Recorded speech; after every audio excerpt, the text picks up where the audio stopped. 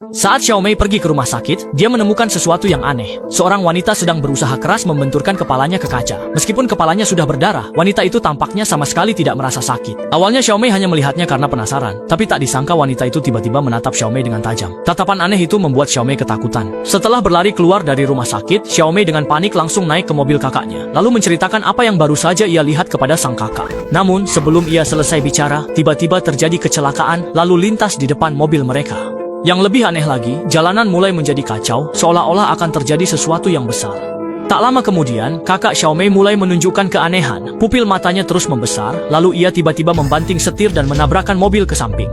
Untung saja Xiaomei sigap dan cepat, ia langsung meraih setir mobil. Namun hari ini sepertinya kakaknya memang bernasib buruk.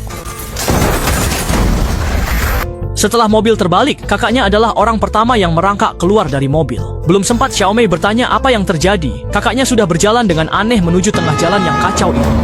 Pemandangan ini membuat Xiaomei sangat ketakutan. Ia segera berlari ke arah kakaknya. Pada saat yang sama, mobil-mobil mulai meledak satu demi satu. Orang-orang di jalan berlarian ke segala arah. Suasananya seperti kiamat telah tiba. Dalam kepanikan, Xiaomei terjatuh. Saat itu, seorang wanita baik hati yang tidak jauh dari sana melihat Xiaomei. Tanpa menghiraukan larangan suaminya, ia langsung berlari untuk membantu Xiaomei. Namun, begitu sampai di jalan, wanita itu tampak melihat sesuatu. Lalu seperti orang yang kehilangan kesadaran, ia masuk ke dalam mobil yang sedang terbakar di sampingnya. Saat Xiaomei masih bingung, seorang pria baik hati bernama Lao Hei berlari keluar dari kerumunan. Ia dengan panik membantu Xiaomei berdiri, lalu membawa Xiaomei berlari menuju villa di sebelah. Setelah mereka memohon dengan sangat, akhirnya pemilik rumah membuka pintu.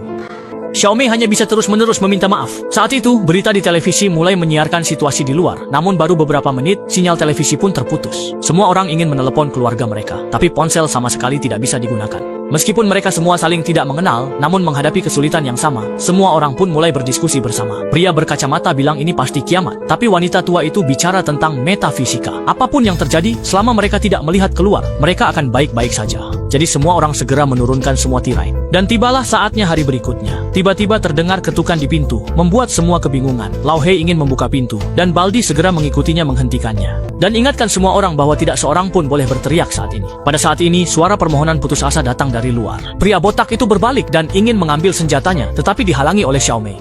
Semua orang segera menutup mata dengan tangan. Lagi pula, tidak ada yang tahu apakah ada bahaya. Ketika pintu terbuka, seorang wanita hamil masuk. Semua orang menghela napas lega. Namun meskipun bersembunyi di dalam kamar terasa aman, masalah makanan tetap harus diatasi. Saat semua orang kebingungan, sang pemilik rumah justru menemukan ide bagus. Ia mengusulkan untuk memantau situasi di luar melalui kamera pengawas di rumah. Apapun yang terjadi, benda itu pasti tidak bisa mengendalikan orang lewat kamera, kan? Sikap percaya diri sang pemilik rumah berhasil meyakinkan semua orang. Demi keamanan, ia bahkan meminta mereka untuk mengikatnya di kursi, sehingga meskipun melihat sesuatu, ia tidak akan bisa melukai dirinya sendiri. Setelah semuanya siap, semua orang mundur ke lantai 1 untuk menunggu. Hanya menyisakan pemilik rumah sendirian untuk mengawasi. Tak lama, angin sepoi-sepoi mulai bertiup di rekaman pengawas. Lalu, pemilik rumah mulai menunjukkan keanehan, pupil matanya perlahan menjadi aneh. Mendengar suara itu, semua orang segera berlari ke lantai 2. Namun saat sampai di lantai 2, sang pemilik rumah sudah tidak bernyawa. Si botak menutup matanya, lalu buru-buru menginjak monitor itu dengan kakinya. Setelah pemilik rumah meninggal, semua orang berkumpul memikirkan cara lain. Si berkacamata sukarela berkata dia punya supermarket besar. Jika mereka ke tokonya, semua masalah makanan terselesaikan. Yang terpenting, supermarket itu letaknya tidak jauh dari sini. Setelah berdiskusi, semua orang setuju rencana itu. Kemudian, si kulit hitam tua membawa beberapa orang ke ruang bawah tanah, menutupi semua jendela dengan koran dan tinta. Mengikuti petunjuk navigasi, mereka tak akan tersesat.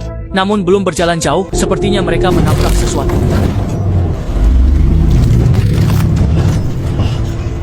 Otak semua orang langsung tegang. Si kulit hitam tua menenangkan, pasti itu hanya polisi tidur.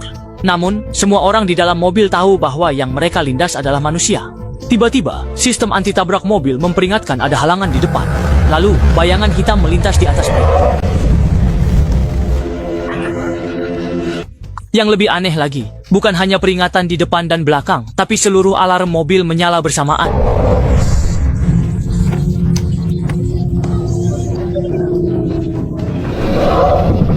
Seolah-olah mereka dikelilingi sesuatu, beberapa orang ketakutan, si kulit hitam tua segera mengendalikan setir dan menginjak gas untuk menerobos. Akhirnya mereka tetap berhasil sampai di supermarket tanpa mengalami bahaya. Semua orang mengenakan penutup mata turun dari mobil meraba-raba masuk supermarket. Setelah masuk, si kulit hitam tua dengan cepat menurunkan semua tirai. Semua kebutuhan makanan tersedia. Si botak mengusulkan, selama mereka tinggal di supermarket, tidak keluar setahun mereka tidak akan kelaparan. Namun, tidak ada yang setuju dengan pendapatnya. Tepat saat itu, pintu utama supermarket diketuk. Ketukan mendesak membuat semua orang gelisah. Namun demi menyelamatkan, mereka tetap memutuskan membiarkan orang di luar masuk. Si botak berjaga di samping sambil mengacungkan senjata untuk melindungi. Begitu pintu terbuka, orang di luar langsung memaksa masuk. Kekuatan aneh itu tidak bisa dihalangi siapapun. Si berkacamata tak sengaja melihat keluar, dan detik berikutnya dia mulai bertingkah aneh, namun masih mempertahankan sedikit kewarasan berlari keluar. Semua orang lolos, genangan darah mengalir masuk. Tak lama, semua orang membawa makanan dari supermarket ke villa, namun tak ada yang saling berterima kasih. Bahkan sepasang kekasih memanfaatkan kelengahan semua orang, mengendarai satu-satunya mobil, dan diam-diam membawa pergi makanan. Saat yang lain menyadarinya, keduanya sudah menghilang tanpa jejak. Begitulah, mereka kembali melewati malam-malam sulit tak terhitung. Hari itu, pintu rumah kembali diketuk, dan si gendut tanpa pikir panjang langsung membiarkan orang itu masuk. Si botak terus menyalahkan si gendut. Bagaimana bisa di saat seperti ini sembarangan membiarkan orang asing masuk? Xiaomei mengangkat senjatanya berjaga-jaga. Namun orang asing yang datang itu memohon ampun, menceritakan nasib tragis yang dialaminya. Akhirnya, semua orang tersentuh kisah orang asing itu. Tapi si botak tidak termakan cerita itu. Ia merebut senjata dari tangan Xiaomei dan memerintahkan orang asing itu segera pergi. Saat itu, nenek menyelinap ke belakang si botak. Orang asing yang tidak jelas asal-usulnya itu akhirnya dibiarkan tinggal. Sementara itu si botak dikurung di ruangan lain dan tidak diizinkan keluar. Tak lama kemudian Xiaomei dan si gendut kebetulan melahirkan bersamaan. Saat semua orang sibuk, orang asing itu menunjukkan perilaku mencurigakan. Dia mengeluarkan lukisan aneh dari tasnya, lalu mulai merobek koran yang menutupi jendela. Setelah selesai merobek di lantai 1, dia lanjut ke lantai 2. Namun sebelum selesai, si gendut sepertinya melihat sesuatu. Di detik berikutnya, pupil matanya mulai berubah secara aneh.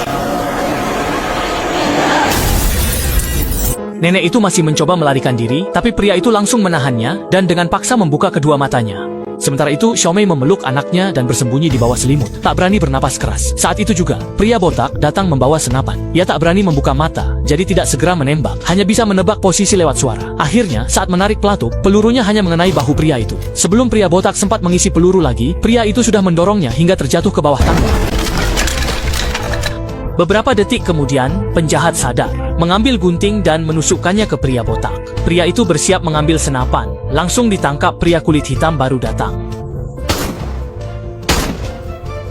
Setelah suara tembakan, di villa itu hanya tersisa Xiaomei dan pria kulit hitam, serta 2 anak yang baru lahir. Begitulah, dalam sekejap 5 tahun pun berlalu, mereka masih hidup dengan mata tertutup. Selama bertahun-tahun, Xiaomei mengajari anak-anaknya mengenali posisi lewat suara, dan mereka sudah lama pindah dari villa ke pegunungan. Meskipun hidup dalam ketakutan, mereka berhasil bertahan selama 5 tahun. Namun hari itu, kejadian tak terduga terjadi. Beberapa mobil tiba-tiba menerobos masuk ke tempat tinggal mereka. Pria kulit hitam meminta Xiaomei membawa anak-anak melarikan diri lewat pintu belakang, menuju tempat yang lebih aman. Tempat lokasi persembunyian ditemukan pria kulit hitam. Ibu dan 2 putrinya bergerak panik mengikuti tali, sementara pria kulit hitam berjaga di belakang dengan senjata. 5 orang datang, mata tertutup, pria hitam singkirkan 2 orang tapi terluka. Demi memastikan Xiaomei dan anak-anak aman, ia melepas penutup matanya. Namun saat tersisa 1 musuh, pria kulit hitam melihat makhluk misterius itu. Detik berikutnya, matanya mulai aneh, tapi ia memaksakan diri. Dengan sisa kesadarannya ia berhasil menyingkirkan musuh terakhir, sekaligus mengorbankan diri. Xiaomei membuka perahu kecil yang disiapkan dari balik rerumputan. Mereka hendak pergi ke tempat yang disebutkan pria kulit hitam. Namun, saat perahu berjalan, ombak besar menghantam dan membalikan perahu, sehingga ibu dan 2 anak perempuannya terombang-ambing. Untungnya, pada akhirnya mereka berhasil berkumpul kembali. Setelah itu, Xiaomei membawa anak-anaknya melanjutkan perjalanan. Namun begitu mereka memasuki hutan, pikiran Xiaomei terganggu dan ia langsung terpeleset jatuh. Sementara kedua anaknya pun terpisah. Setelah sadar, Xiaomei terus-menerus memanggil dan mengingatkan anak-anaknya untuk tidak melepas penutup mata. Namun suara lain justru terdengar di telinga anak-anak itu.